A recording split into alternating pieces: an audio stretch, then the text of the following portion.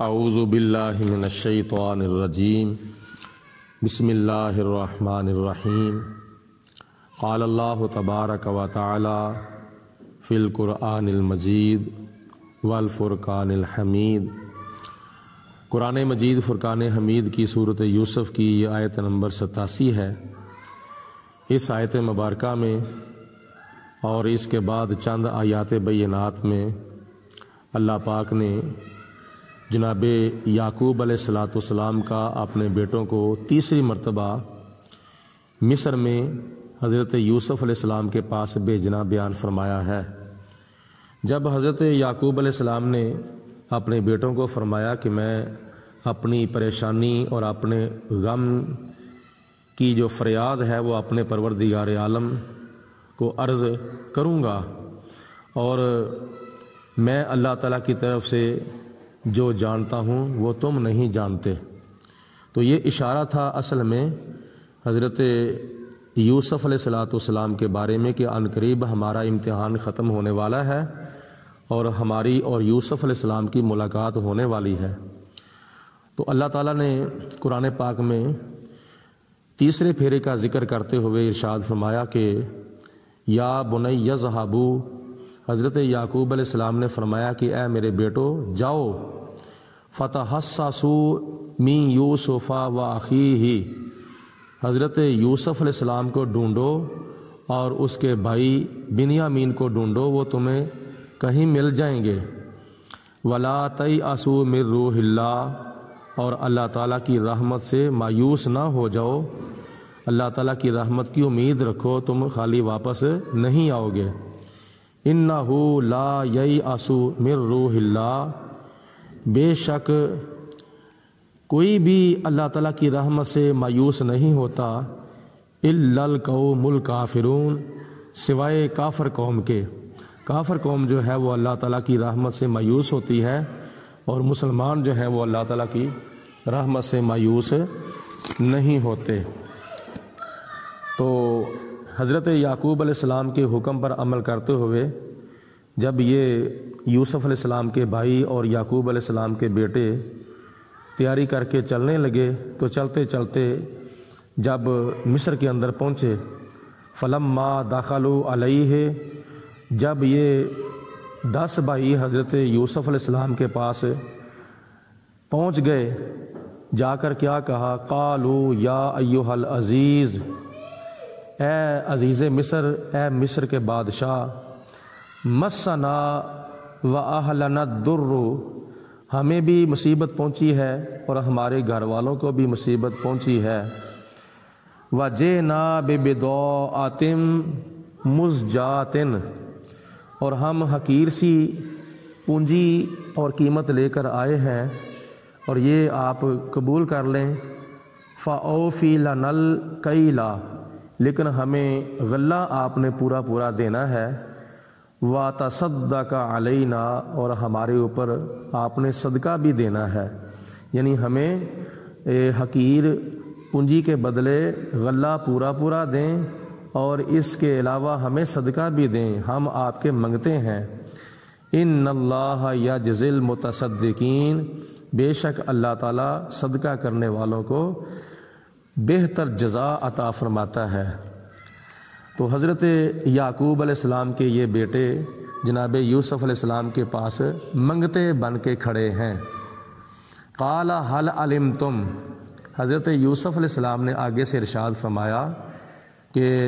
تمہیں وہ وقت یاد ہے کہ ما فعلتم بیوسف و اخیہ، کہ جو تم نے یوسف علیہ السلام کے ساتھ اور اس کے بھائی کے ساتھ جو سلوک کیا تھا،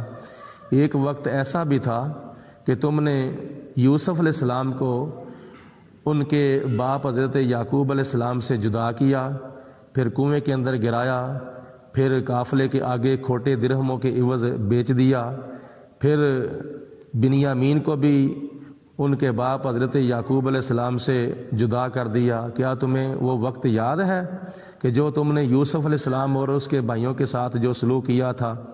اذ انتم جاہلون، کیونکہ اس وقت تم جاہل تھے، اس وقت تم نادان تھے۔ جب بھائیوں نے حضرت یوسف علیہ السلام کی گفتگو سنی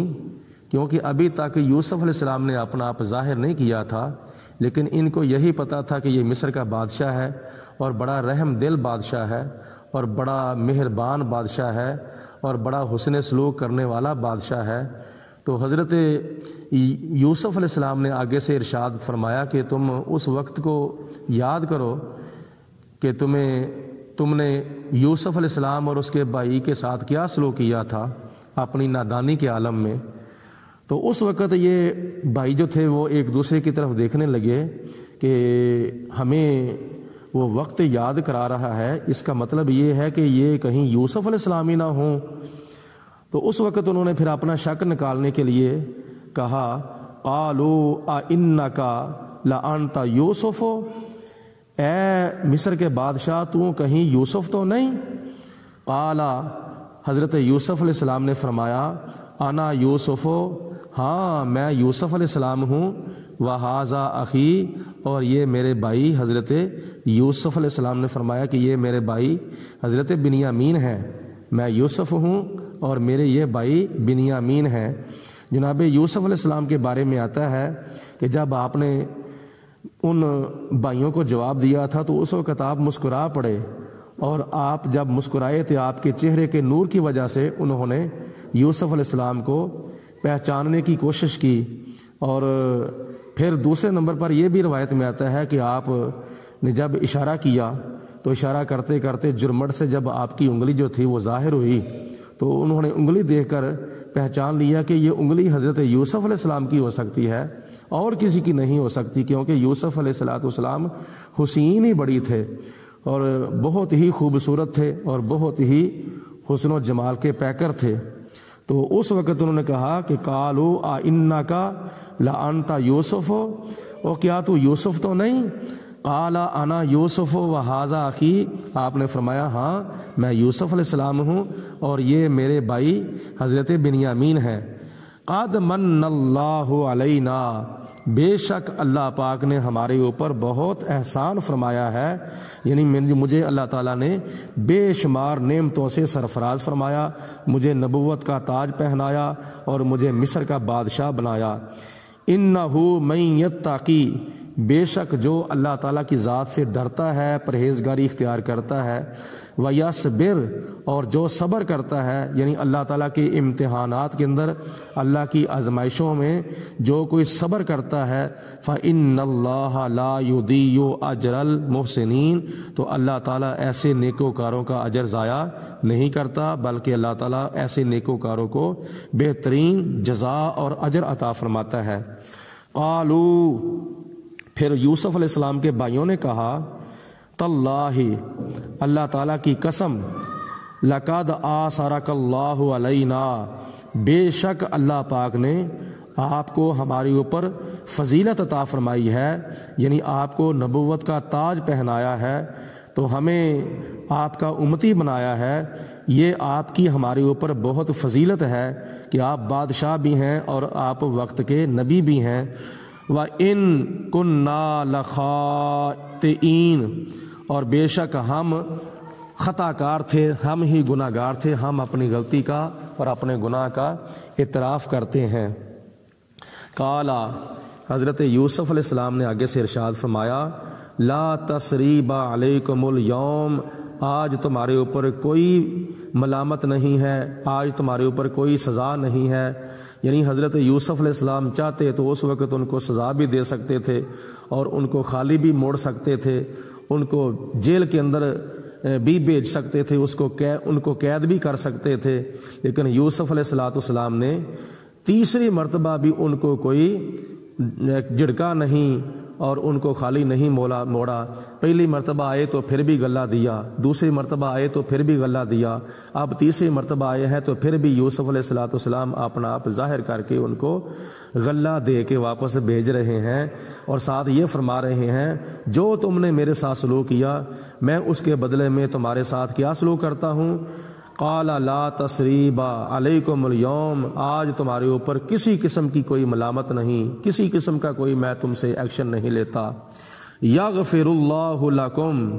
اور میں یہ کہتا ہوں کہ اللہ تعالیٰ تمہیں معاف فرمائے، اللہ تعالیٰ تمہیں بخش دے۔ آگے سے دعائیں دے رہے ہیں، وَهُوَ أَرْحَمُ الرَّاحِمِينَ، اور اللہ تعالیٰ تمام رحم کرنے والوں سے بڑھ کر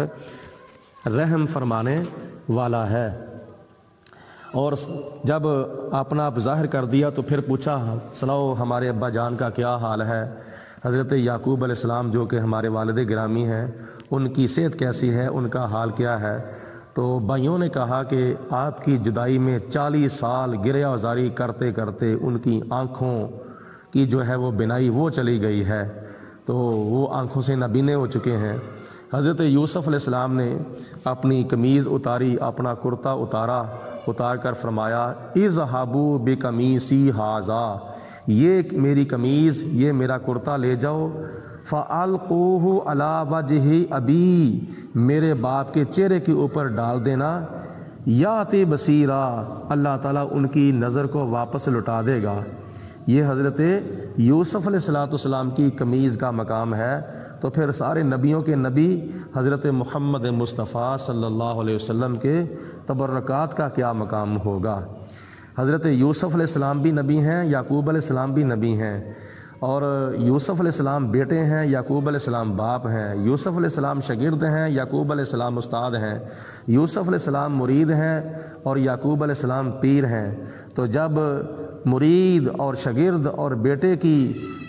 قمیض کا یہ مقام ہے کہ اگر نبینے کی آنکھ نبینے کے چہرے کے اوپر ڈال دیا جائے وہ کرتا، تو اللہ تعالیٰ اس کو آنکھوں کا نور واپس لٹا دیتا ہے۔ تو پھر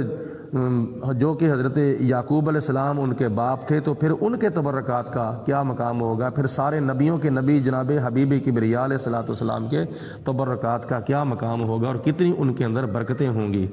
وَأْتُونِي بِأَهْلِكُمْ أَجْمَعِينَ، اور یوسف علیہ السلام نے فرمایا اب تم چوتھے پھیرے جب آنا ہے تو اپنے اہل و عیال کو ساتھ لے کر آنا، ابا جی کو بھی ساتھ لے کر آنا، والدہ صاحبہ کو بھی ساتھ لے کر آنا، اور اپنے بیوی بچوں کو بھی ساتھ لے آنا۔ وَلَمَّا فَصَلَتِ الْعِيرُ، جب حضرت یوسف علیہ السلام نے ان کو رخصت کر دیا، غلہ بھی دے دیا اور خیرات بھی دے دی اور اپنا کرتا بھی اتار کر دے دیا کہ اب تم جاؤ، تو جب حضرت یوسف علیہ السلام کے رخصت کرنے پر جب وہ 10 بھائی رخصت ہو گئے، وَلَمَّا فَصَلَتِ الْعِيرُ، جب قافلہ مصر سے جدا ہوا، یعنی مصر سے کنعان کی طرف لوٹا، تو کنعان کے اندر حضرت یعقوب علیہ السلام نے ارشاد فرمایا قال ابوہم، ان کے باپ نے اپنے گھر والوں کو ارشاد فرمایا، جو بھی گھر کے افراد جناب یعقوب علیہ السلام کے پاس بیٹھے تھے ان کو فرمایا انی لاجد ریح یوسف، آج مجھے حضرت یوسف علیہ السلام کی خوشبو آ رہی ہے۔ ابھی قافلہ مصر سے نکلا ہی تھا تو کنعان جو کہ ہزاروں میلوں دور ہے، ادھر حضرت یعقوب علیہ السلام نے فرمایا کہ آج مجھے یوسف علیہ السلام کی خوشبو آ رہی ہے، لولا ان تفندون، اگر تم مجھے یہ خیال نہ کرو کہ میں بے سمجھ ہوں۔ یعنی اللہ پاک نے حضرت یعقوب علیہ السلام کو بڑھاپے کے اندر بھی یعنی اپنا آپ کا جو دماغ، آپ کا جو ذہن تھا وہ بالکل برقرار تھا، اور یہ 1 لاکھ کئی ہزار نبیوں کی خصوصیت ہے کہ بڑھاپے کے اندر بھی جا کے ان کا ذہن اور ان کا دماغ جو ہے وہ ایسے ہی ہوتا ہے جیسے جوانی میں ہوتا ہے، یعنی ان کے دماغ کے اوپر کوئی قسم کا اثر نہیں پڑتا۔ یہ ہمارے اور تمہارے لیے ہے کہ جب جوانی چلی جاتی ہے، بڑھاپا آ جاتا ہے تو عادتیں بچوں کی طرح ہو جاتی ہیں، ان کا دماغ پھر کام نہیں کرتا، ان کا ذہن بھی کمزور ہو جاتا ہے، لیکن اللہ تعالیٰ نے اپنے نبیوں کو اس چیز سے محفوظ رکھا ہے۔ لولا ان تفندون، آپ نے فرمایا اگر تم مجھے بے سمجھ تصور نہ کرو تو مجھے آج یوسف علیہ السلام کی خوشبو آ رہی ہے۔ قالوا تاللہ، تو گھر والوں نے کہا اللہ کی قسم، انک لفی ضلالک القدیم، آپ تو بہت پرانے یوسف علیہ السلام کی محبت میں ڈوبے ہوئے ہیں، 40 سال گزر چکے ہیں آپ کو یوسف کرتے ہوئے، آپ تو بہت ہی پرانے یوسف علیہ السلام کی محبت میں گم ہے، لیکن حضرت یعقوب علیہ السلام نے جو فرمایا وہ سچ فرمایا تھا اور وہ حق فرمایا تھا، کیونکہ اللہ پاک کی ذات بابرکات نے یعقوب علیہ السلام کو آنے والے حالات کی خبر دے دی تھی، اور اللہ تعالیٰ کی طرف سے تبھی تو آپ نے پچھلی آیات میں فرمایا ہے کہ جو اللہ کی طرف سے میں جانتا ہوں وہ تم نہیں جانتے۔ اس کے بعد اگلا